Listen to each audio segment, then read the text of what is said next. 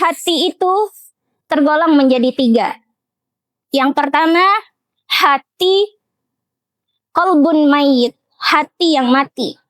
Nah, hati yang mati ini adalah kondisi yang parah sekali, yang sangat parah.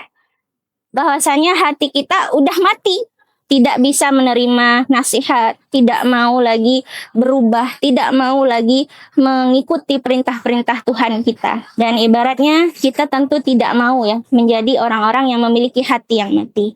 Dan yang kedua, posisi yang sangat banyak ya yang kita rasakan yaitu qalbun marid, yaitu hati yang sedang sakit, hati yang tidak baik-baik saja.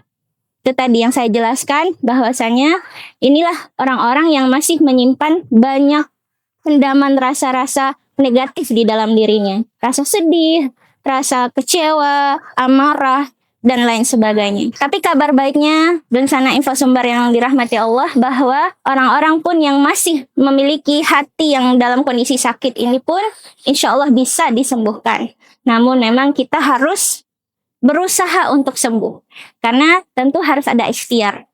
Maka yang pertama yang harus kita lakukan, kita menyadari bahwasanya ternyata selama ini kita belum benar-benar membebaskan diri kita dari perasaan itu. Posisi yang ketiga yaitu qalbun salim, hati yang selamat, hati yang Allah ridho dengannya, hati yang Allah berikan terus petunjuk baginya.